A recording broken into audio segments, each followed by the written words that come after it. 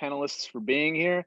John, you don't have a choice, but thank you as well for being the show director. Um, this is our last seminar for a TSV this year. Well, not this year necessarily, but for this week and this show. So I'd like to introduce our, I guess you're our moderator, huh, John, for this little panel here. Maybe a little bit.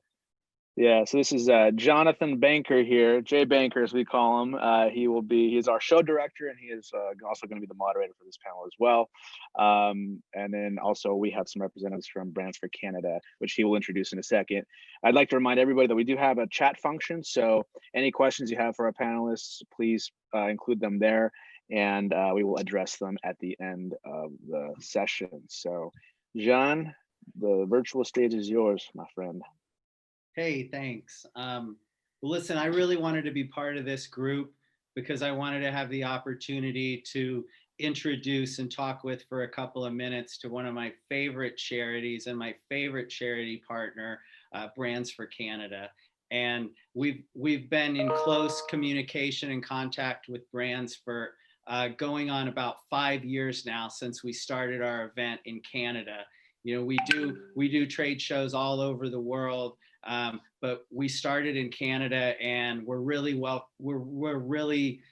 feel connected to Canada, and we always want to do whatever we can to help support Canada and charity, and we always go first to Brands for Canada. So I wanted to introduce Helen Harakas, and I probably still can't pronounce your last name. She's the executive director of Brands for Canada. And I wanted to have, Helen, I'd like you to say a few words just in general about what's going on with your charity, maybe give a little bit of a history, and then we could introduce Seamus and Lloyd and go from there and talk about the new projects and whatnot. Okay, sure. Hi, welcome everybody. Brands for Canada has been in existence for 29 years now. We're head office located in Toronto. And what we do is we receive brand new clothing that's been left over for some reason or other. It could be overruns or returns. And we give them out to other charities who then distribute them to people living in poverty. So we do this through a warehouse in Toronto, and we've recently expanded nationally to a lot of other partners. Seamus is going to fill you in on all of that. We give out the items through organizations like shelters and group homes, schools, colleges, universities, any agency that's helping people who are living in poverty. We also have a jobs training program because we believe that every charity should be addressing the core issue that they're dealing with. For us, it's poverty, and not having a job is one of the core reasons for poverty. So we have 2 job training programs, a one-day one that helps people dress nicely for their interview, and then a 4-week, 4-day one for people on disability. They are the group that have the hardest time getting a job. So those programs are running really well. We've recently added a new recycling and debranding division because of the demand from our donors of the new items. They find themselves with returns and other types of used items. So we've expanded into doing that. The other main thing that we do is we're considered environmental because we're keeping all these items out of landfill. So most of the donors have no other option but to put the items in the landfill. So the fact that we're here is a really great resource for them. We process about $40 million worth of clothing a year across the country, so it's quite large. It seems to grow exponentially, especially thank you to our partnership with United and Change, who's really helped us take all of our programs to the next level. And I think that's, in a nutshell, really quickly, what we do. That's great. That's great. Why don't we draw the connection? It's almost like dominoes, how you can explain how Seamus, with his role with you guys, and how it's developed into the connection with United and Change. So we were a small Toronto charity. We were processing between 4 million and 20 million a year. We were called Windfall, which really didn't mean anything to anybody. And we met Seamus through one of our staff, and we were trying to grow our programs. We were trying to entice more donors to partner with us, but you know, it was a little charity called Windfall, and Seamus came in with his agency called United in Change, with some brilliant ideas, including, you know, the name change and the change in the branding, how we look and how we do things, and with wonderful ideas on how we can expand our programming. So it was interesting because we got approached by several people. Like, it was every month people would come in and, oh, we want to partner with you. We want to do this, we want to do that. Nothing ever resonated. Nothing ever looked trustworthy. But the minute he came in, Lloyd was there as well. These guys they just presented themselves in such a wonderful way, ethically, and with genius ideas. I call them geniuses every day. And it's just been a wonderful partnership that we would not be where we are today without them. Let's put it that way. That's great. That's a nice lead in. So Seamus, let's get you involved, and why don't you give us a little bit more? I want to hear more about United in Change and what the program is that's starting now. I think that's so interesting. Okay, so United in Change is a sustainability agency, and we're primarily partnered with Brands for Canada to build sustainable business models, but moreover programs. And to explain that a little bit better, I think I should share a deck, and it can just show what's happened in our growth over the last little while. I mean, obviously these times are unprecedented. Everybody's going through a difficult situation, so we sort of had to reinvent things here a little, and we've actually gone national with this program now with a lot of leading brands. So if I could just share the screen, John. Absolutely.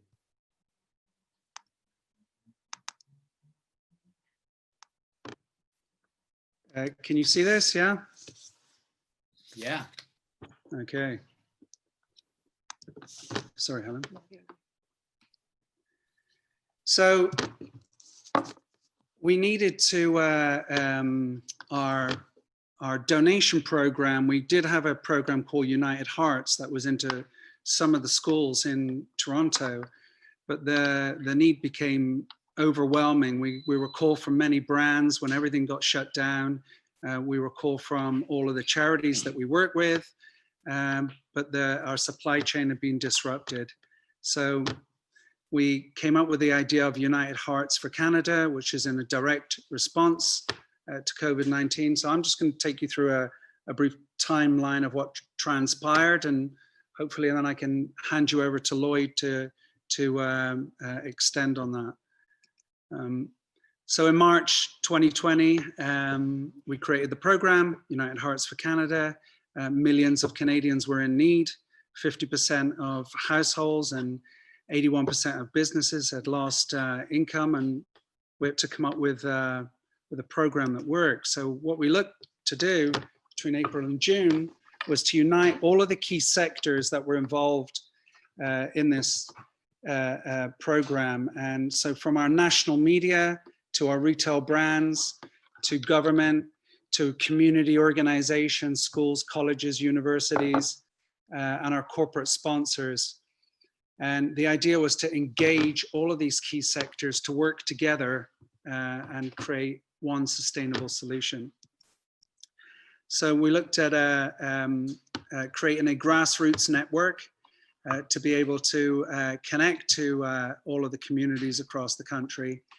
And I'm just going to show you a little video which will explain things better.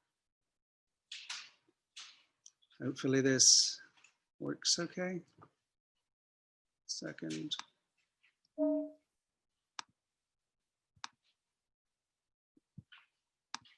United Hearts for Canada is a national campaign and program for Canadians by Canadians. In these challenging times, 50% of Canadian households and 81% of businesses have lost income. Millions of Canadians need help with basic needs essentials, clothes, shoes, personal care, and household items. Canada's key sectors and communities are uniting. Our media, our community leaders, government, schools, colleges, universities, retail and corporate brands, family, friends, and community are working to create a more sustainable future. Together, we have created a national network of charities, community organizations, school boards, colleges, universities, government, and over 100 brands that support Canadian families with a reach of millions. Join the movement, volunteer, donate, share our story. United Hearts for Canada.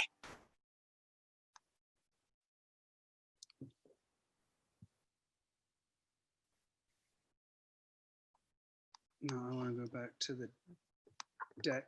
Can I take it back to the deck? Let's see, 1 second.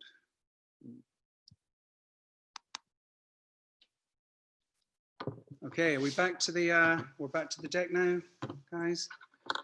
So that's a brief intro to the massive amount of work that's transpired in these short few months.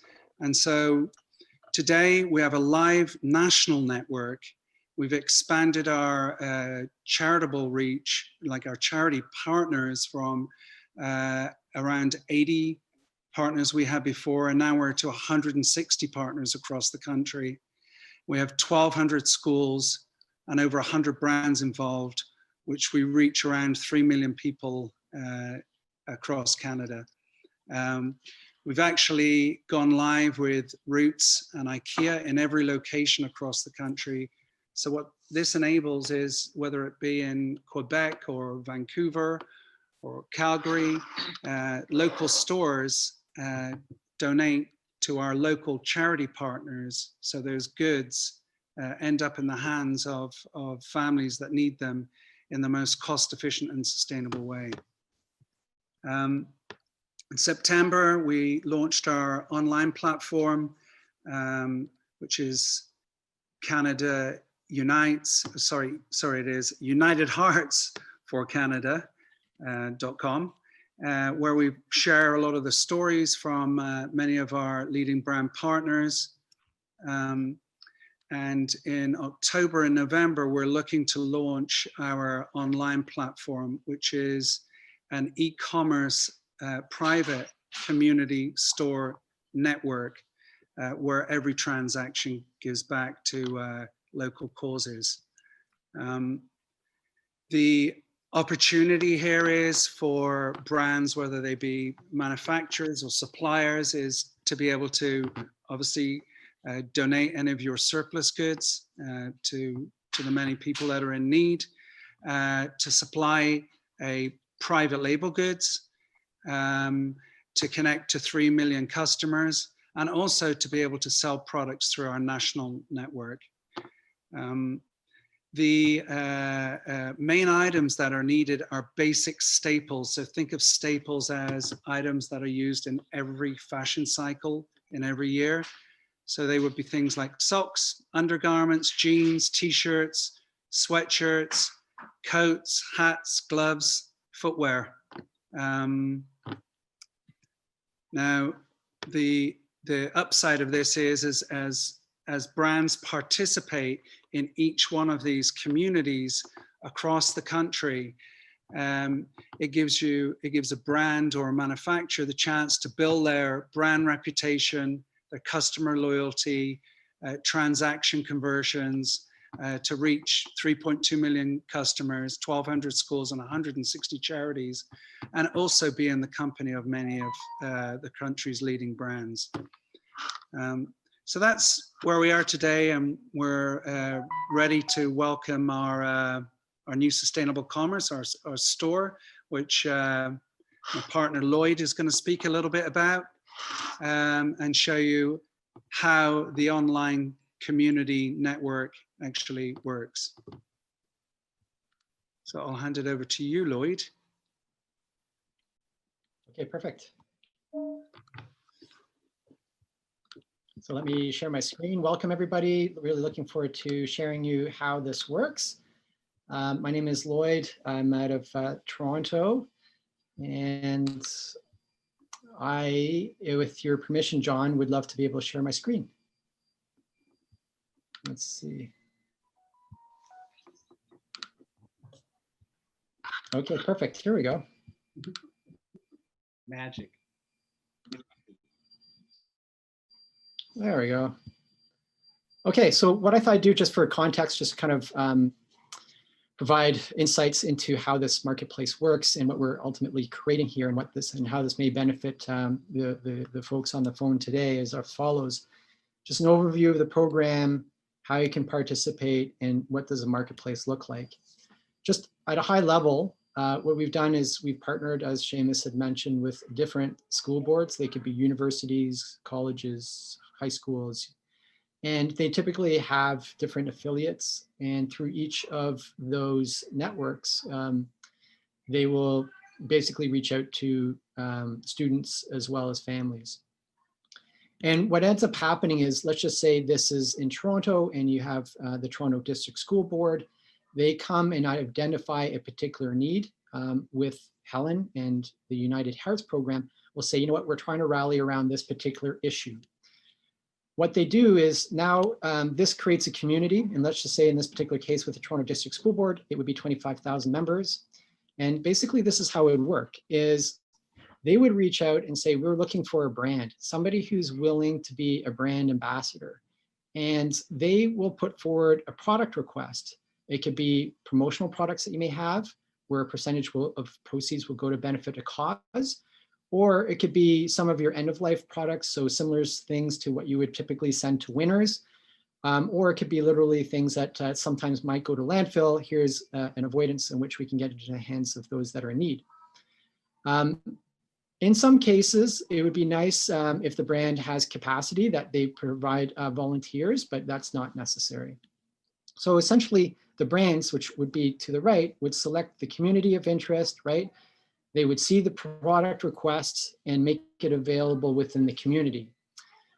Once the connection is made and the handshake is provided, you are now connected to all those students, the faculty, meaning the teachers and all the support staff there, as well as the parents.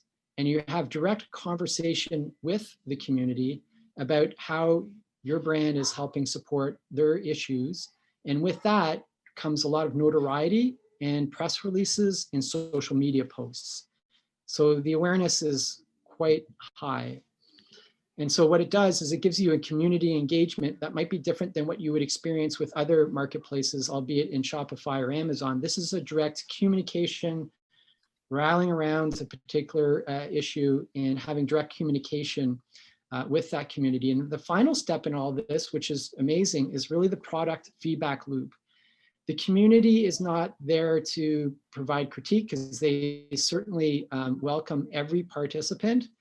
They're there just to help everybody become better. And so the feedback is around the product, what's working, what could potentially be better.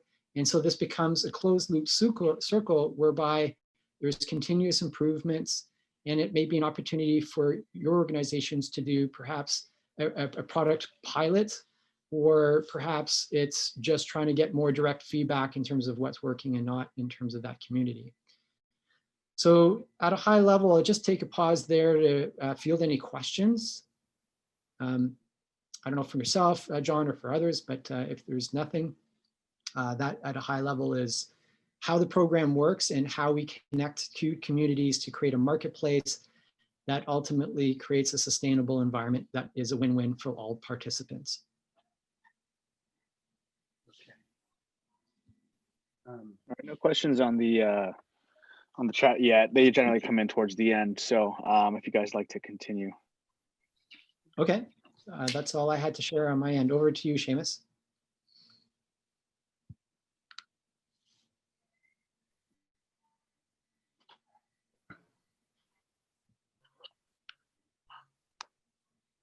So that's where we are, John. That is an intro to our program. What's about to launch in the next short while with the online e-commerce platform. I think the exciting opportunity for participants in the ATS show is an ability to be able to put themselves among some of the world's leading brands, but not just that, to access a ready-made customer community where they can grow their brand by giving back. So as their brand supports community, community supports their brand. And so again, our big need is basic, the basic essentials, those being those staple items of clothing. Staples, yeah. Yeah, think of them, think of goods that are used in every single season. So we could show you a little flash into the back of the warehouse here right now. And while it looks full, it will be empty soon. And while we have great participation from many brands, the need is very large. And so I think it would be exciting to create a closer relationship with, I think you are connected with a couple of hundred brands on your end. It would be to start the dialogue of more donations, but also the ability to be able to create private label, sustainable supply line. So and in our community, we have a community that's filled with, you know, brands and retailers and also manufacturers from around the world.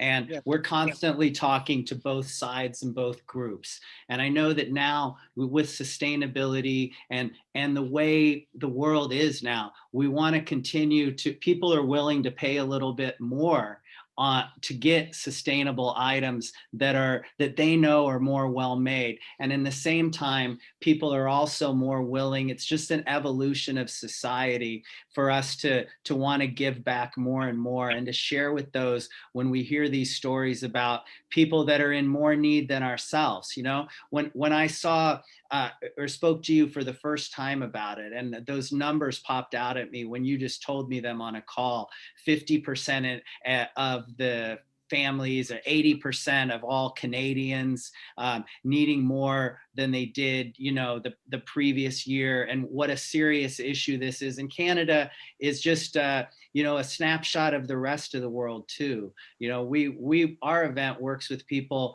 everywhere. And the one thing I'll say when I talk to people all week long from all around the world is we all do have the same conversation now, which is about, wow, we're all in this situation where there's no travel, where there's the risk of getting ill, where they're staying with your close-knit community. And we've all been pulled kind of a little bit closer, even though we can't connect, because we're all dealing with sort of the same issue. And that connects us. And so when I heard your story about how you guys were working back and it's going to the community, and about the great participation that you guys already have, and from so many, you mentioned it, you know, it was 80 companies and now you're up to over 160, and all those schools. I can't imagine how you get 1,200 schools involved, you know, in such a quick amount of time. I know that must have been an undertaking,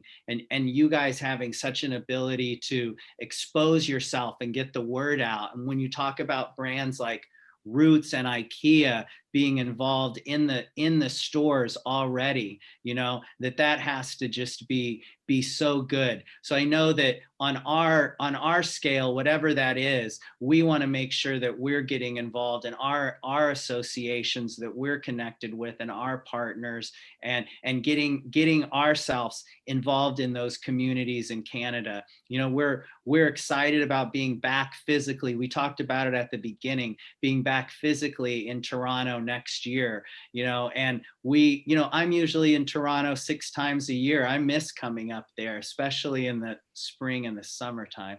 And so I just know that this is a new facet that's starting to get developed here, that I want to make sure our manufacturers get involved with and understand how they can participate. And also, because we have such a big community, the biggest part of our community is all of our attendees and all of our database and everyone on social media.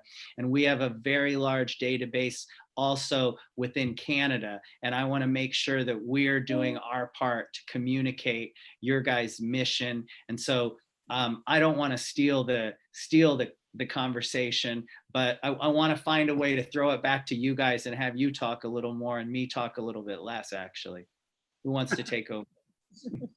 Well, I just want to say thank you to John and to everybody at ATS and Jason, and just let everybody know how amazing these people are. They attached a charity to their show from day one, which is very progressive. It's something that's happening a lot more now, but this group was doing this at the beginning when nobody else was doing it, and we just thought it was very cool.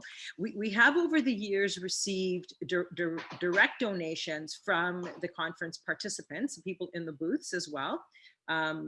Even last year, coats. One of the number one things that's requested in Canada is coats. Nobody thinks it's okay for a child to walk around Toronto in January without a coat. We all agree that this is a priority and that we all need to work together.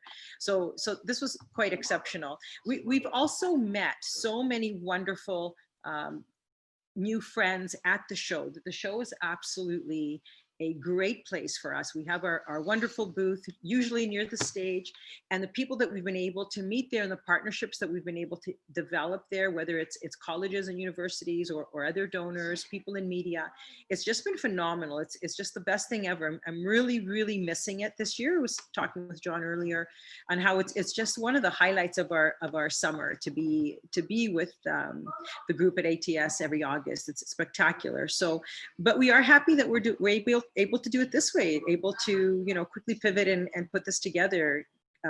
Congratulations to you guys for doing such a wonderful job with this. Thank you. And I think it's also exciting to explore the opportunities that we have on the table now as it comes to when we talk about sustainable commerce. What we're really focused in on is social, economic and environmental value, and as we look to create a sustainable supply of those basic needs as staples, I think there's a lot of help we can get from you guys at ATS, especially as we keep in this conversation. I think the beautiful part about it is how our Canada Unites program has brought all of the key business sectors together, from media, government, school organizations, large brands, charities, and through working together, the idea is that the brands that are involved in giving back to the communities, those communities are naturally going to support those brands. I know a few years back I had a retail outlet, and if I had the chance to be able to connect to communities this way and give back and actually talk to them and find out how I could create a supply chain to help people and also build my business at the same time, it would be a very special connection. So I'm excited about working with yourself, John, and Jason, and the other Jason, the big guy, all the partners in China and India and all around the world. I mean, I think it's a beautiful thing that we can help each other to create this model. And hey, who knows? Possibly we can export this to different countries and look at solving the problem of poverty in a different way.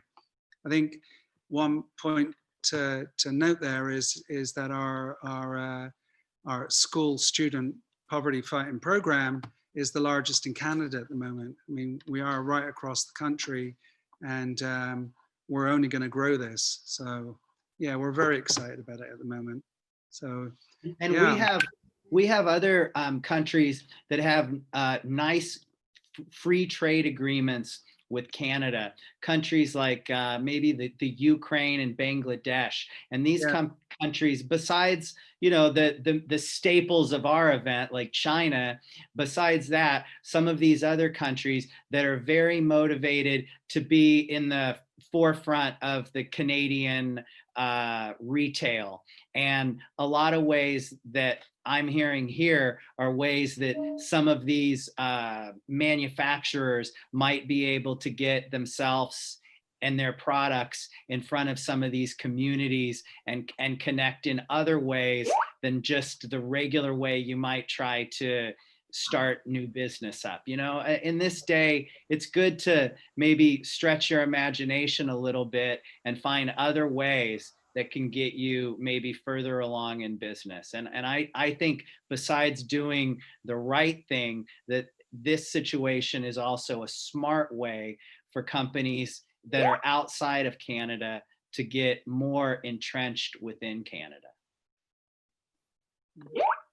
Well said. Thank you. All right, well, Jason Shin, can you tell me, do we have any other questions from the audience? Anyone have any questions that you've heard of or seen? Mm-hmm.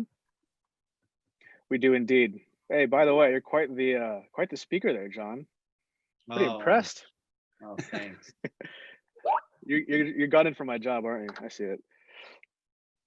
All right. Question number 1. How can we get involved / collaborate with the organization? Do you accept volunteers? If so, who or where can we connect for more details? This is from Maria. Oh, hi, Maria. That's great.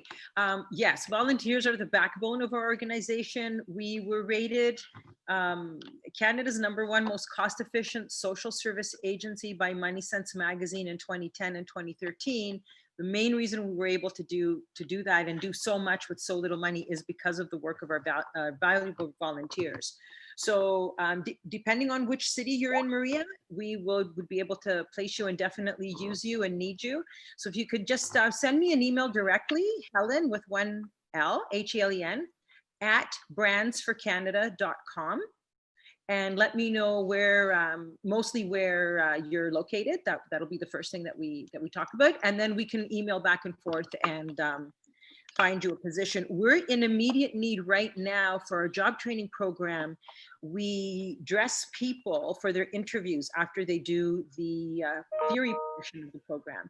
And we need people who are really good at putting together outfits. We have lots of room for social distancing, and we follow some the protocols that are needed for retail stores. It runs pretty much like that, but we need people that are able to come in and help people who are looking for jobs put together wonderful business attire.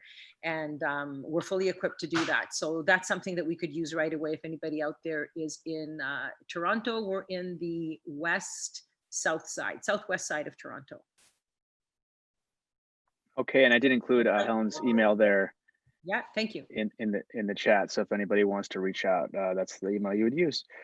All right, next. Does a person need to be in Canada in order to support this movement? Lorraine. We definitely receive items from all around the world. If you're in the US, Canada and the US have a reciprocal tax receipting relationship. So if you wanted to donate money or product, you would get a tax receipt that you could use in your own country. So absolutely, we love to receive items from any place. Okay, next question. Oh, comment as well. ATS is doing an amazing work by attaching this kind of charities to this virtual shows. Congrats to all of you at Brands for Canada. This movement is outstanding. Please share your official website where I can find more details. I will post that right now. Okay, and my email is on the contact page. Contact me and let me know that you saw this posting that we're doing, and I'd love to chat. Fantastic. There is a link, Jason, to our UnitedHeartsForCanada.com link. Is our main donation program. So UnitedHeartsForCanada.com as well. Okay, let me get that as well. Doesn't look like we have any other questions. Let me double check here. This is our last session. John, would you like to say anything else? No, we have 2 sessions tomorrow, but we can talk about that later. But we have 2 sessions tomorrow, everybody. Woohoo! Oh, great. Way to let the moderator know. Okay. This is the Brands for Canada website coming to you now.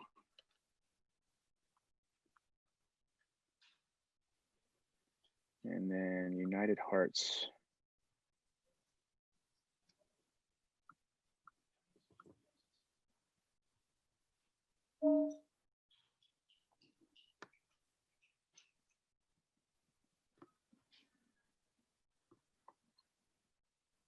Seamus, can you tell me the URL again one more time? Sorry, I'm on the. Yeah, unitedheartsforcanada.com. Got it. It does link through the site, but people can go straight to there as well. So it explains a little bit better. One second here. Of course, during when the time you need it is when the internet gets choppy. Okay, here is the link. Okay, so for everybody watching, these are the links. I also like to remind everybody, as always, to check out the exhibitor floor.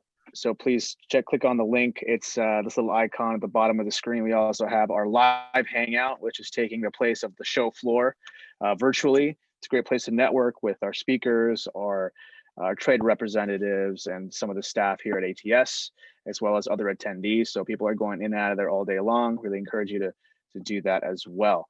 We will be back tomorrow morning, right, John? 10 a.m. Eastern, it sounds like, for our last two seminars. I'd like to thank everybody over at Brands for Canada as well, and Seamus, Helen, for being here today and sharing with us this amazing initiatives you guys are doing over there. And Lloyd too. And Lloyd, where to go? And United in Change. We can't thank you guys enough. There he is.